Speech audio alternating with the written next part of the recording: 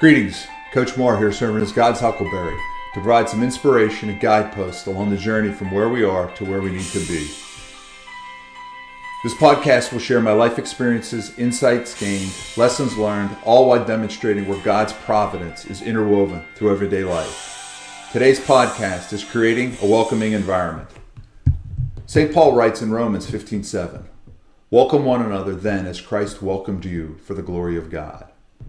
You know, the ultimate mission of the church and those within the church is to bring about God's name to be glorified throughout the world, and that Jesus Christ is universally recognized as God's gift to humanity. So our charge as Christians is to live and love in such a way that our lives are all about others.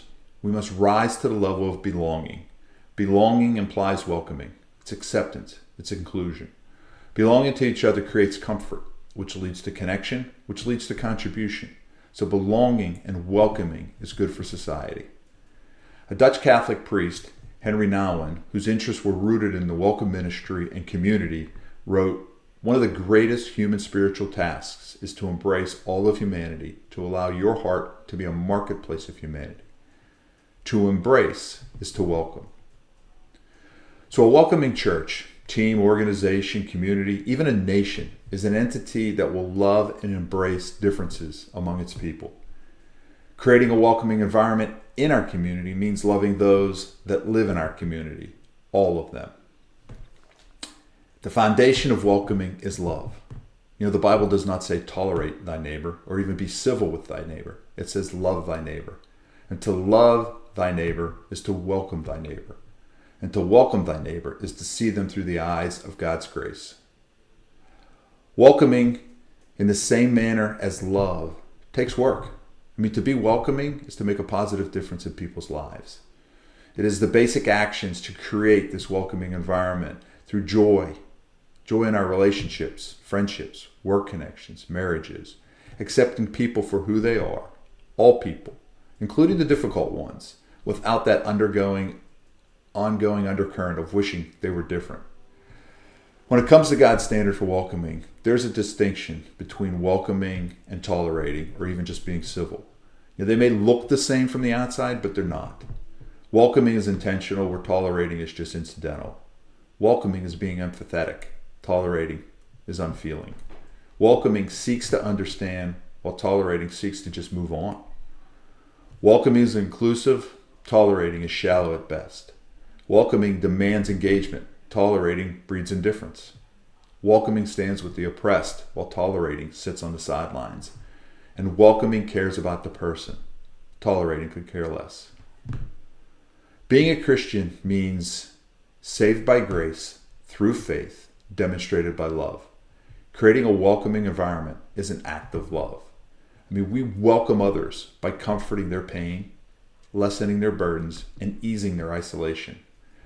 How did the early church have such a profound impact with no money, no power, no influence? By these welcoming acts of love, by giving their heart and soul to God, serving others selfishly and sacrificially, loving the unlovable, caring for those that nobody else would care for, risking their lives to comfort those dying of infectious disease, sacrificing their own possessions for orphans and widows. These welcoming actions were so powerful, the society around them could not help but take notice. You know, the Old Testament in chapter 19 of Leviticus has the love our neighbor commandment, but that was understood to be just one's fellow countrymen.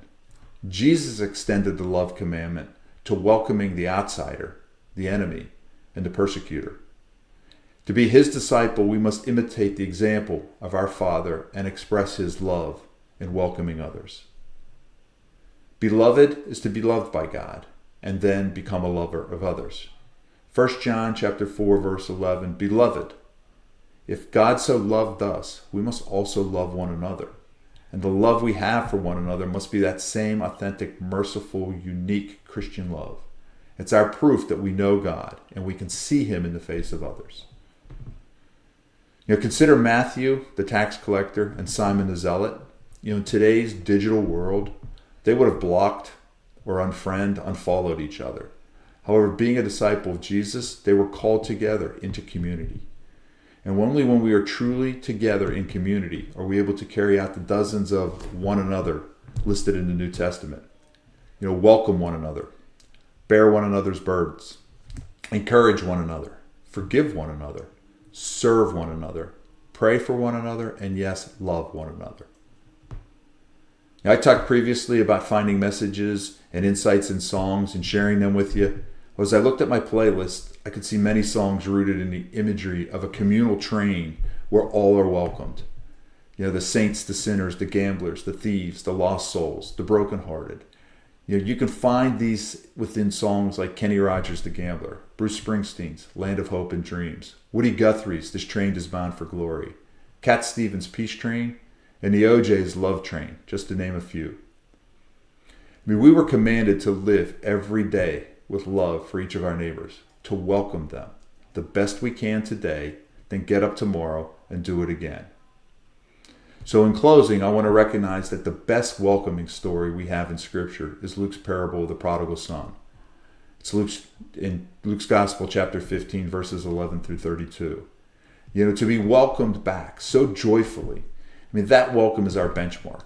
Let's make sure we're doing our part in welcoming others and trust that by doing so, we will set the world on fire. Let's answer the call. Let's leave a legacy. Let's make a difference in His kingdom. Rejoice and Godspeed.